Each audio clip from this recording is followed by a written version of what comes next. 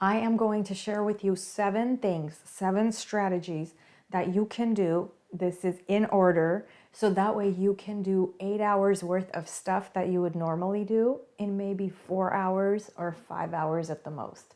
If you have ever heard of the word productivity, that's what it's referring to, because a lot of times we don't use our time every minute that we have as effectively, as efficiently as we should.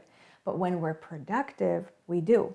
So here are the things that I do that have worked with me for years. And this is why I have the Efficiency and Organization channel and the website. Number one, and this is super important, you have to know what you need to do first. So I get requests by email, I get requests by text, I get requests by paper, like in the mail, or like documents that are given to me. And you're probably the same like me. Like you're asked to do things from different places. So the thing I do is print them. I know that we say not to digitalize, but that doesn't work for me. For me to be super organized, I print everything because then it becomes a task. The next thing I do is I get these folders that I have, and I'll show you. They're just pocket folders. The reason I use these is because they're sturdy and I can actually put stuff on them. I take whatever I have printed or the task that needs to be done, I put it on top with a paper clip. Next thing you know, I know exactly what things I need to do. So like for instance, if you look here, this is my whole pile. Look how organized the area is. This is my home office and it's generally speaking like this, except like one pile that's in priority order, very important. And this is why you need to have everything in one place. Although you get requests from here and there and everywhere, you might even have more than one email address where you're getting requests and things you need to do. But if you have them all in one place, like, okay, now I know what I need to do, then you could prioritize to know what to tackle first, what to tackle second, third, fourth, etc. Here's an example for you. I had a bill I had to pay today. I had to go to do donations today. For work, I had to go and organize some things in the office. I had everything, like a folder for everything, even this YouTube video, recording the video, I made a folder for it. And so that way I know what I need to do. And look, it's the end of the day right now, and I've accomplished a lot. I only have 2 more things left to do, one of which is this video recording, and then being able to edit and post online on YouTube. Once you've prioritized, when do you do this? The best thing I could tell you is time blocking. Like right now, I have 30 minutes blocked to record 2 videos. So then the editing and stuff I'm gonna do at a later time, probably later today or tomorrow. Those are not my priorities today. Today's priorities are recording. Time blocking is the best way because now that you know everything you need to do, you could say, all right, I'm giving 1 hour, I'm giving 1 hour 15 minutes, 1 hour 30 minutes, 2 hours to getting these things done. Priorities first. If you are bombarded throughout the day like me, I'm a school administrator, I'm a school principal, so you can imagine how hard it is for me to say, nobody bother me, everybody leave me alone because I have these things I need to do. It doesn't work, right? So what I do is I find pockets in the day when I'm not interrupted. For example, between 4 o'clock and 6 o'clock is a good time. The students are gone, most of the teachers at my school site are gone, so I could get secretaries are gone. I could get a lot done uninterrupted. When I was a student, what did I do? Because, I'm being constantly bombarded. First I have to go to work, then I have my children here. My kids were young and they needed my attention. I would wake up super early in the morning. By super early, I mean 4 a.m. because between 4 o'clock and 6 o'clock in the morning, uninterrupted, house is quiet, and this is the room I used. I would turn on this light here that I have, so that way, the lights, if I turn on the main lights, it doesn't bother anyone, and I would just study in those conditions. I would get a lot of work done in those conditions. So find those pockets in the day when you do have everything like printed, you're not being distracted and you're just working on those things. Energy and motivation. This is huge. So if you're not going to motivate yourself and give yourself that pep talk, whatever you got to do to get the work done, you're not going to get it done.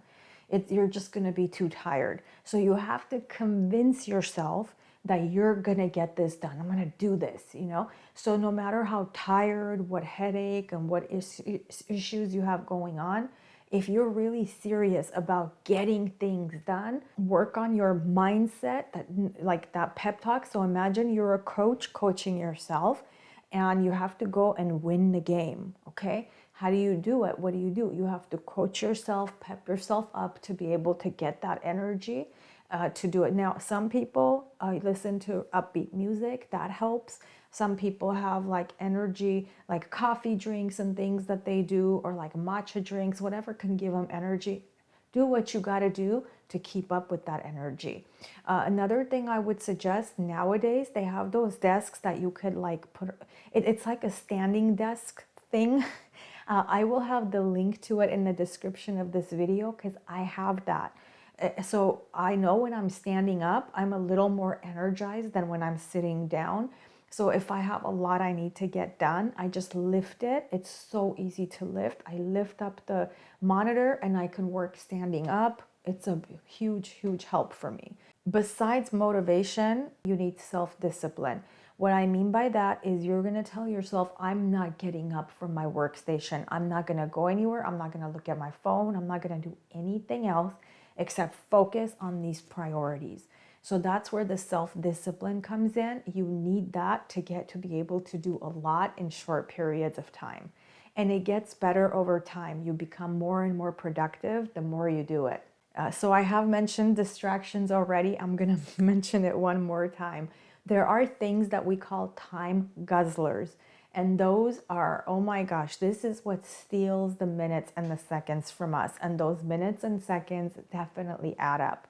Worrying about the past, things like scrolling on social media because we're trying to avoid what we need to do. Procrastinating because it's the work that's there that we need to do. It's not exciting for us. It's boring, so we don't want to do it.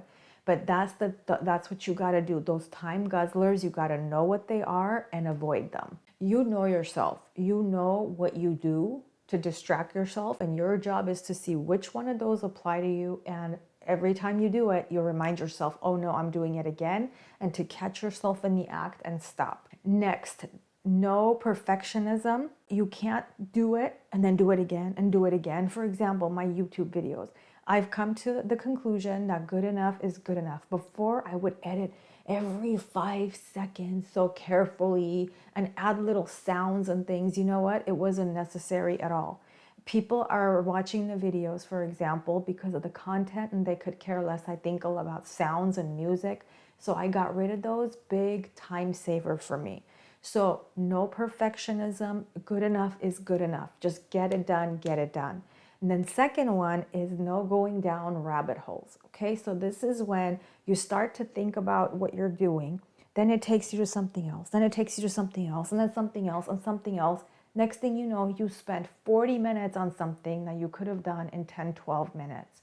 And so a lot of us are guilty of that. When you catch yourself, stop.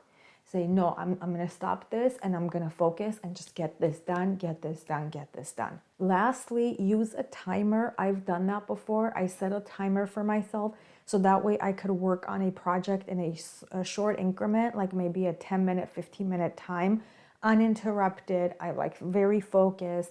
So see what works for you. Some people can focus on something for longer periods than that. I certainly can't. My limit is like 15 minutes. So every 15 minutes, I have to stop and do something else, which is a reason why I like, for example, when I'm recording videos, the most I could do in one sitting is 3 videos. After that, my motivation level is down. I'm just too tired. I'm not like as excited anymore, so I can't do more than that. So you have to kind of know, okay, like this project, how long can I focus on this, and set a timer. And the timer helps you to remind you to stay focused. When it goes off, okay, now I can kind of take a little mind break, like a 1 minute, 2-minute break from it, or do another one, do another project. Get away from the one that you're working on right now. I have a really good article on work ethic, and there's another one that I've written on self-discipline. I will share both of those in the description. Check them out, and I'll catch you in the next video.